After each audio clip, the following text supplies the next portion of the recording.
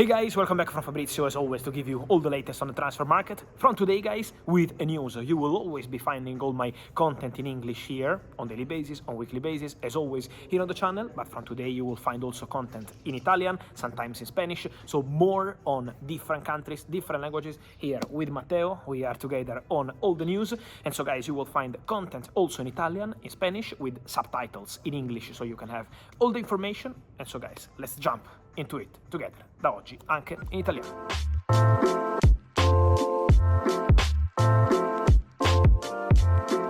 Allora eccoci ragazzi, ciao Matte, come stai? Qua, Siamo ciao, pronti, ciao, Siamo pronti per questa nuova avventura. Sì. E vi racconteremo tante cose, no? Tanti aggiornamenti, tante novità, perché insomma vogliamo portarvi un po' di news anche in italiano per tutti i nostri amici che ci seguono dall'Italia o dall'estero, che seguono il calcio italiano. E volevo iniziare con te a raccontare un po' anche della situazione allenatori, no? Perché certamente adesso entriamo tra marzo, aprile, maggio, sono i mesi in cui si inizia a programmare la stagione che verrà. Nei prossimi giorni spiegheremo anche un po' la situazione del Milan, che è quella sicuramente che segui in questi mesi più da vicino, tra direttore sportivo, allenatore, quindi vi spiegheremo tutto con gli aggiornamenti. Ma oggi volevamo partire dalla Juve, Juve che è in una situazione complicata, è inutile negarlo, con Thiago Motta. Le ultime prestazioni insomma sono state negative anche in termini di risultati, anche in termini di prestazione proprio a livello della squadra.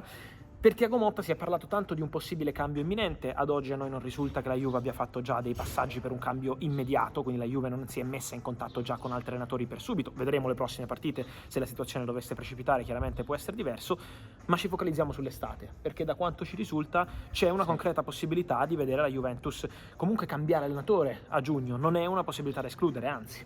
No, assolutamente, anzi ad oggi Fabri, se devo essere sincero, io credo che le possibilità che Thiago Motta resti sulla panchina della Juventus anche il prossimo anno siano ridotte. Siamo sotto il 50% forse. Io credo sia una cosa del genere, perché comunque credo che si sia rotto qualcosa, soprattutto da un punto di vista di rapporti e di, come dire, di connessioni, magari spogliatoio, Tutto poi l'ambiente, no? con chi comanda, esattamente. Quindi diciamo che sicuramente i risultati fanno la differenza e faranno la differenza, perché chiaramente la situazione della Juventus in questo momento deve essere una situazione che è da monitorare. Ci sono partite importanti come a Firenze, quindi la Juventus deve comunque continuare a mantenere una certa linea e cercare di arrivare tra le prime 4. Però comunque vada, io credo che si sia rotto qualcosa e non sono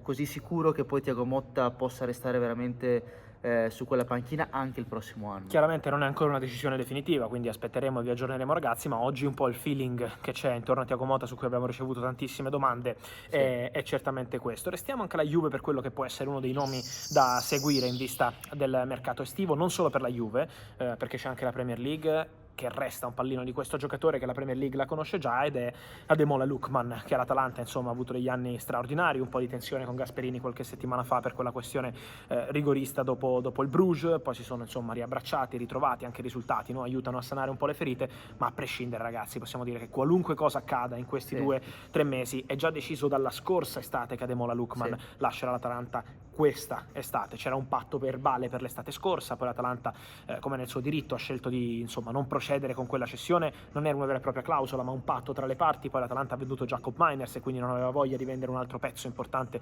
come Ademola Lookman, ma resta un giocatore assolutamente da monitorare per l'estate. Andrà via, c'è interesse della Premier League, ma anche la Juve sta facendo, diciamo, vedremo se poi sarà Champions League o meno, insomma c'è da fare una valutazione economica, però è uno dei nomi che la Juve sta discutendo internamente, no?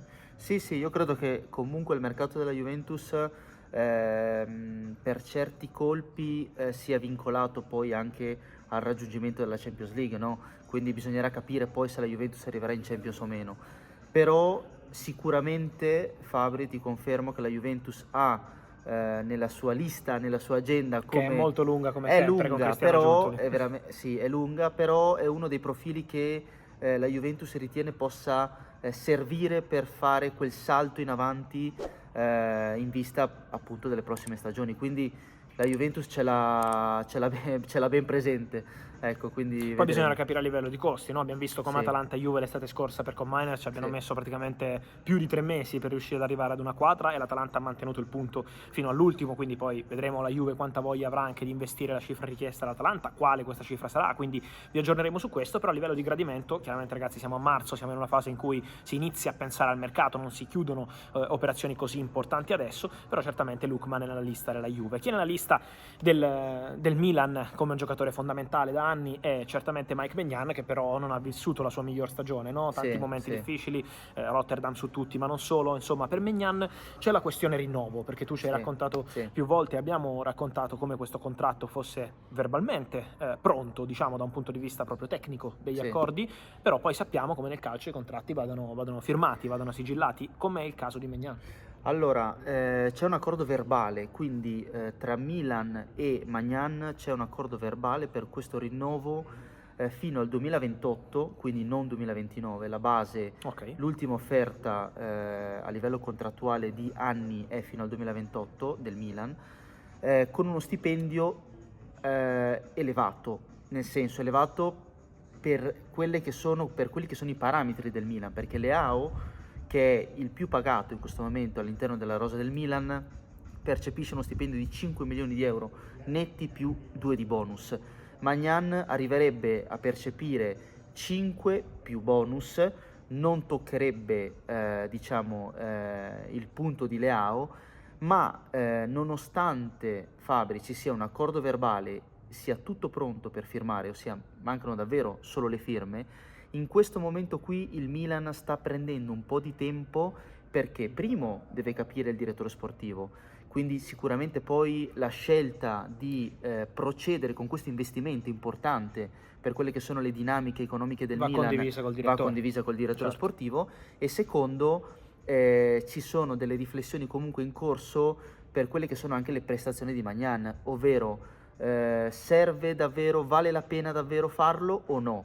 Quindi ecco, in questo momento qui la fase è Di questa. attesa, diciamo, di attesa. È questa. Sì, chi invece sul mercato non dovrà attendere perché ha già le idee chiare, il Napoli. Parleremo tanto, ve lo anticipiamo, di Napoli anche nei prossimi giorni, spiegando un po', no, quello che ci risulta su obiettivi per presente, futuro, giovani, talenti, investimenti. Insomma, il Napoli è sempre molto attivo.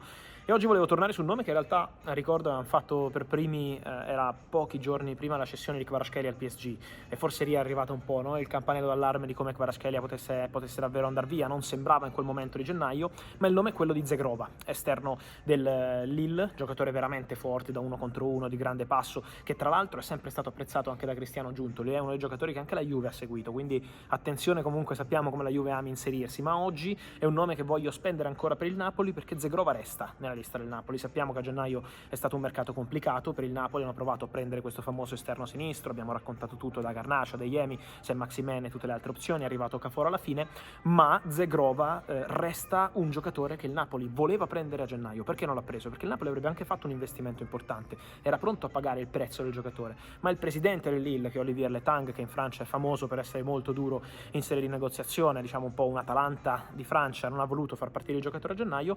Resta Zegrova nel radar del Napoli, resta un giocatore per cui il Napoli sta avendo dei contatti anche diretti per capire veramente se il giocatore è pronto ancora, come era pronto a fare a gennaio, ad andare al Napoli. E quindi attenzione a Zegrova, perché il Napoli continua a lavorare sull'esterno, ed è una delle tante cose che vi racconteremo sul Napoli, perché si pensa anche al futuro, si pensa agli investimenti. Insomma, saremo qui insieme nei prossimi giorni con Matte per aggiornarvi su tante cose, su tutte le big e non solo. Qui su YouTube ci trovate anche in italiano. E allora ragazzi, a presto qui sul canale, grazie a tutti, ciao! Ciao ragazzi.